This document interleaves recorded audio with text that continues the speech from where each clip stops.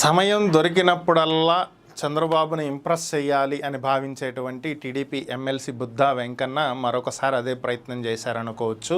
So ప్రస్తుతం TDP రాష్ట్ర అధ్యక్షుడిగా అచ్చెన్నాయుడు ఉంటే రేపు పొద్దున ఎలాగూ జూన్ 4 తర్వాత టీడీపీనే ప్రభుత్వాన్ని ఏర్పాటు చేస్తుంది కాబట్టి సీఎంగా చంద్రబాబు నాయుడు గారు ప్రమాణ స్వీకారం చేసిన తర్వాత పార్టీ జాతీయ ప్రధాన కార్యదర్శిగా ఉన్నటువంటి నారా లోకేష్కి ప్రమోషన్ ఇచ్చి ఆయన్ను ఏపీ రాష్ట్ర అధ్యక్షుడిగా చేయాలని చెప్పి ఈయన నేను డిమాండ్ చేస్తున్నాను అని చెప్పి ఒక అంశాన్ని తెర మీదకి తీసుకొచ్చారు. అంటే ప్రస్తుతం ఉన్నటువంటి అచ్చెన్నను పక్కన పెట్టమని ఇండైరెక్ట్గా చెప్పినట్లే.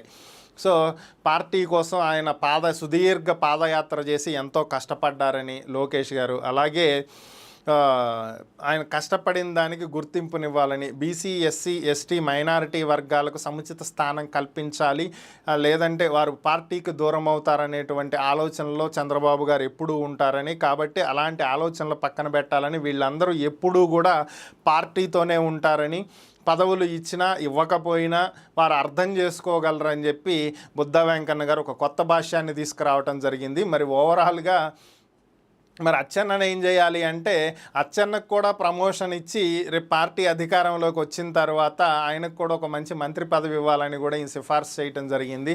ఎందుకు మరి ఆయన గురించి చెప్పకపోతే ఫీల్ అవుతాడని చెప్పాడో ఏమో మరి. సో నేను ఎప్పుడు పార్టీకి చంద్రబాబుకి విధేయుడినే, నా రక్తంతో చంద్రబాబు నాయుడు గారి పాదాలు గడుగుతాను, కాళ్ళు గడుగుతానని చెప్తూ ఉంటాడు పాపం బుద్ధా వెంకన్న. ఓవరాల్గా ఏదో ఇలా అన్నా ఇంప్రెస్ చేస్తే జోగి రమేష్ కనుక జగన్ని ఇంప్రెస్ చేయటం కోసం చంద్రబాబు ఇంటి మీదకు ఒక 100 మందిని వేసుకుని కారులో వెళ్ళినట్టు ఉంటుంది ఇది. సో ఓవరాల్గా పార్టీకి ఒకళ్ళు ఉంటారు ఇలాంటి వాళ్ళు, అధినాయకుల్ని ఇంప్రెస్ చేయడానికి చేయాల్సిన పనులు ప్రజలకి చెయ్యకుండా ఇలాంటి పనులు చేస్తుంటారు. సో ఆ వాళ్ళల్లో ఈ కోవకు చెందినటువంటి వ్యక్తులు సహజం. మరి ఓవరాల్గా దీనివల్ల అచ్చెన్నకు ఉన్న సీటు కూడా ఊడిద్దో లేదంటే కంటిన్యూ అయిద్దో వేచి చూడాలి.